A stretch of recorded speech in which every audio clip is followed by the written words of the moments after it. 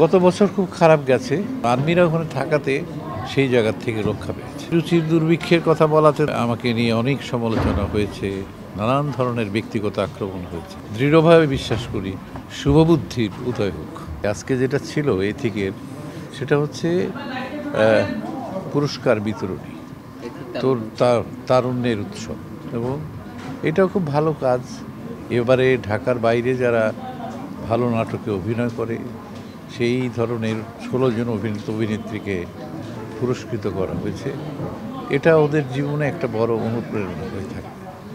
এই অনুপ্রেরণার জন্য হয়তো ভবিষ্যতে তাদের পক্ষে সম্ভব হবে ভালো কিছু নাটক।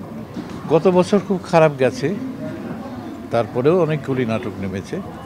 এবছর আমার বিশ্বাস যে আরও উন্নততর প্রযোজনা এবং বিবিধ নানা রকমের প্রযোজনা আসবে, আমার দৃঢ় বিশ্বাস। এটা তো কতগুলো সমস্যা আছে। একটা কথা আমি বলি যে আর্মিরা না থাকলে অনেকগুলো কিন্তু আমাদের শিল্পকলা একাডেমির নাট্যমঞ্চ পুড়ে গেছে। যেরকম মব ভায়োলেন্স হচ্ছিল, সেখানে হয়তো এটাও তার ভিকটিম হতে পারত, কিন্তু আর্মিরা ওখানে থাকাতে সেই জায়গার থেকে রক্ষা পেয়েছে। এটা একটা দিক। আরেকটা হচ্ছে সেনাবাহিনী ওখানে যে অবস্থান করছে সেটাও কতগুলো স্ট্র্যাটেজিক কারণে।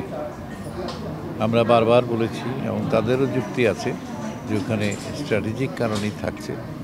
কিন্তু আমার মনে হয় যে একে একে অলরেডি দুটো মঞ্চ খুলে গেছে এবং আরেকটি মঞ্চ স্টুডিও থিয়েটারে খুলে দেবে, এবং আমরা আশা করছি যে ওখানে একটা মুক্ত পরিবেশ খুব শিগগিরই চলে আসবে। আমি এখন আর সেই সম্পর্কে কিছু বলতে চাই না, কারণ আমি ওই অভিজ্ঞতাগুলো ভুলতে চাই। আমি আবার অভিনয় করছি ওখানে, আর তাছাড়া পরিবেশটা আমি চাই যে যত তাড়াতাড়ি সম্ভব মানে স্বস্তিদায়ক একটা পরিবেশ সৃষ্টি হোক, এবং আমি দৃঢ়ভাবে বিশ্বাস করি শুভবুদ্ধির উদয় হোক।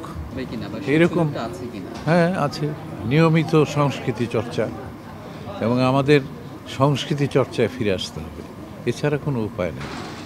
এবং এই রুচির দুর্ভিক্ষের কথা বলাতে তখন আমাকে নিয়ে অনেক সমালোচনা হয়েছে, নানান ধরনের ব্যক্তিগত আক্রমণ হয়েছে। কিন্তু এখন সবাই স্বীকার করছে যে আসলে কথাটি খুব যৌক্তিক ছিল। আপনি যেমন বলছেন, সবাই বলছে যে কথাটি খুবই যৌক্তিক ছিল, এবং এটা কাটিয়ে উঠতে আমাদের সময় লাগে।